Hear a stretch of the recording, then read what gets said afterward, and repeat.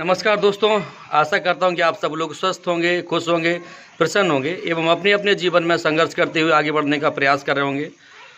दोस्तों, जैसे कि अब आपको पता है कि अलग-अलग नौकरियों के मध्य प्रदेश में नोटिफिकेशंस आने लगे हैं और इन सारे नोटिफिकेशंस ने हमारी खुशी के साथ-साथ हमारे जो संदेह हैं, डाउट्स हैं, वो भी बढ़ा दिए हैं। अब आप बोलेंगे, सर कैसे डाउट्स बढ़ा दिए हैं, कैसे संदेह बढ़ा दिए हैं?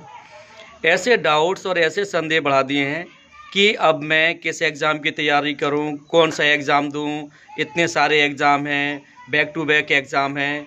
ऐसा ना हो कि मेरा सिलेक्शन इसमें रुक जाए, उसमें हो जाए, इसमें हो जाए, उसमें रुक जाए। बहुत सारे डाउट्स हैं और आप यकीन मानो, जिस दुविधा से आप जूझ रहे हैं, सेम दुविधा मेरे मन में भी थी जब मैं वर्ग 1 और वर्ग 2 का जो फॉर्म है भरने के समय सोच रहा था।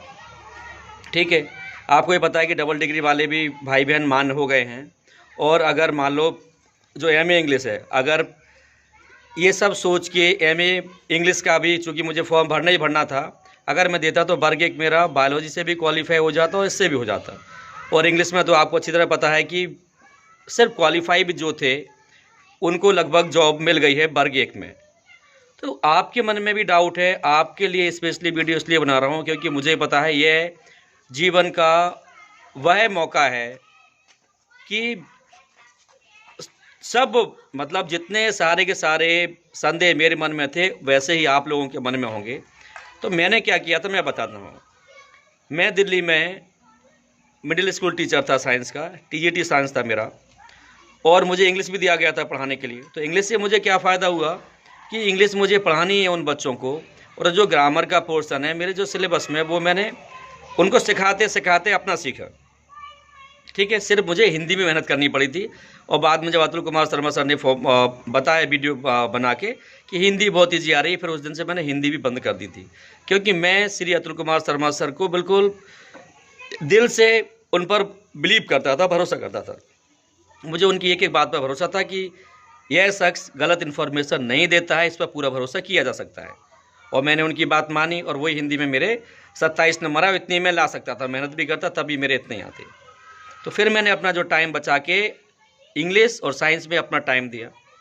तो अब ऐसे ही आपको भी, आप और बायोलॉजी के साथ में क्या दिक्कत थी बताता हूँ। एक तो डबल डिग्री का मेरे मन में चल रहा था और दूसरा पेपर लगभग साथ में ही थे। आपको अच्छी तरह पता है वर्ग 2 और वर्ग 1 के पेपर लगभग साथ साथ में थे। ऐसे अभी भी है, जैसे 15 मार्च के समथिंग है हमारे पटवारी का शुरू होना है, अब पता नहीं कब ख़त्म होना है। कल एमपीपीएससी की साइट पर अपडेट आ गया है कि 9 अप्रैल को सेट होना है। तो बहुत सारे भाई बहनों का फ़ोन आ रहा है, सर अब हम क्या करें। तो मैंने उनसे बोला, मैंने कहा भाई अभी तो और भी आएंगे जॉब्स और बिल्कुल दुविधा होगी। अब आपको डिसाइड करना है कि ये जॉब तो ऐसा है कि मैं पा ही लूँगा। जिस जॉब के बारे में आपको लगता है कि आप यह जॉब पा ही लेंगे, आप उसका फॉर्म भरें और उस पर ही फोकस करें। एग्ज़ाम भलाई आप सारे देना। अगर आप और आपके घर वाले नहीं मानते हैं, आपका मन नहीं मानता है, आपके घर वालों का मन नहीं मानता, तो ठीक है आप सारे फॉर्म भरना, लेकिन कम से कम एक एग्ज़ाम ऐसा रखना कि उसमें तो आप सबके बाप हों, बाप इन द सेंस टॉपर बने। और अगर आप ऐसा करके सिलेक्ट करते हैं, जैसे एक बहन का फ़ोन आया अभी उज्जैन से, वो बोल रही सर मैं क्या करूं, पटवारी की करूं कि सेट की तैयारी करूं। ऐसे एक दूसरी बहन का फ़ोन इंदौर से आया, सर मैं क्या करूं, वर्ग 1 की करूं, सेट की करूं या पटवारी करूं। तो प्लीज़, बड़वानी से ही फ़ोन आया, सर अब क्या करें।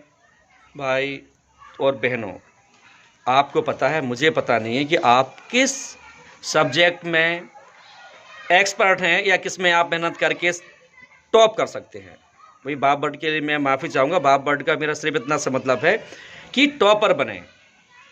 ठीक है, सो प्लीज़ सॉरी अगर उसके लिए आपको किसी को गलत लगे तो उसके लिए मैं माफ़ी चाहूँगा। तो प्लीज़ आप ऐसा करके डिसाइड करें कि आपको किस एग्ज़ाम को देना है, किसको नहीं देना है, और बस इतना ध्यान रखना कि आप जॉब पालो।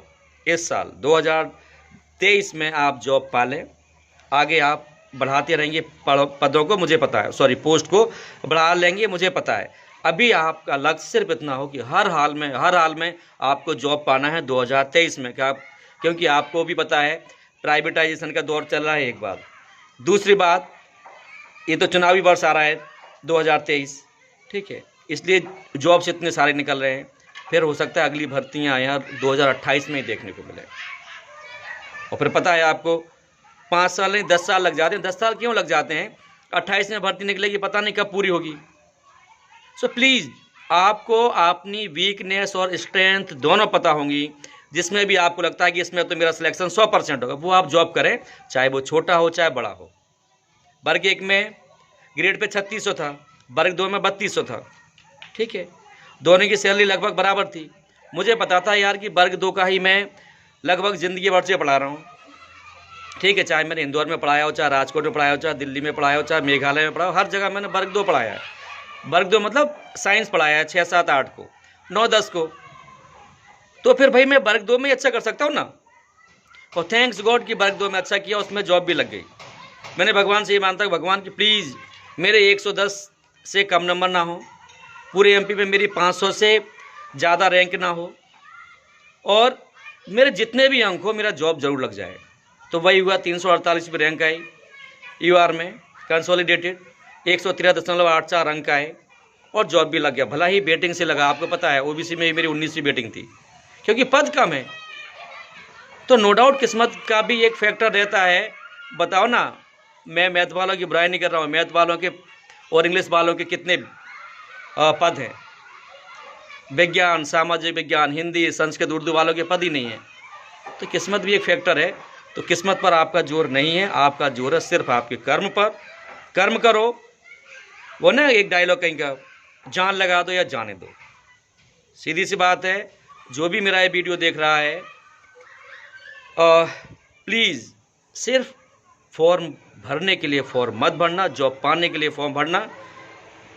अगर आप इस भावना के साथ एग्ज़ाम में उतरेंगे तो आप कामयाब ज़रूर होंगे। अपना 100% दें, समय का अपना एक एक सेकेंड यूज़ करें। और कोई बड़ी बात नहीं कि अब मैं भी अब वीडियोस बहुत कम लाया करूं, प्लीज़, क्योंकि भाई वर्ग 2 में ही मुझे अकेला नहीं बने रहना है। नो डाउट प्रमोशन हो के वर्ग 1 में ही पहुंच जाऊंगा, हो सकता है प्रिंसिपल भी बन जाऊं, लेकिन मेरे सामने जो सेट का एग्ज़ाम है, वर्ग 1 का एग्ज़ाम है, और उसका एक और एग्ज़ाम है MPPSC के थ्रू, उपकुल सचिव का है शायद, राइट। तो वो एग्ज़ाम भी है, तो मुझे मेरी भी तैयारी करनी है। सो आप लोग भी अपने जी जान से, बार बार पूछते हैं कहाँ से करें, प्लीज़ आप सिलेबस को डाउनलोड करें और जहाँ से भी मैटर मिलता है वहाँ से करें। और मार्केट में अवेलेबल सिर्फ किताबों के भरोसे ना रहें। हालांकि नेट के लिए, सेट के लिए मिस्टर ब्रीत पांडे सर की किताबें पर्याप्त से ज़्यादा है, लेकिन और सब्जेक्ट के बारे में मैं नहीं कह सकता। आप लोग अपना ध्यान रखिए, पूरी मेहनत से आने वाली परीक्षाओं की तैयारी कीजिए और 2023 में हर हाल में सरकारी नौकरी पाइए। जय हिंद, जय भारत, खुश रहिए। आपके माता पिता को मेरा सत नमन। और जिन भाई बहनों ने मेरा चैनल अभी तक सब्सक्राइब नहीं किया तो प्लीज़ आप इसको सब्सक्राइब कर लें। क्यों? क्योंकि मैं अपने इस चैनल पर पढ़ाई लिखाई से संबंधित, सरकारी नौकरी से संबंधित और मोटिवेशनल वीडियोज़ लाता रहता हूँ। और मेरा खुद से प्रॉमिस है कि मैं कभी भी आप लोगों को गलत इन्फॉर्मेशन अपने चैनल पर नहीं दूंगा, नहीं दूंगा, नहीं दूंगा।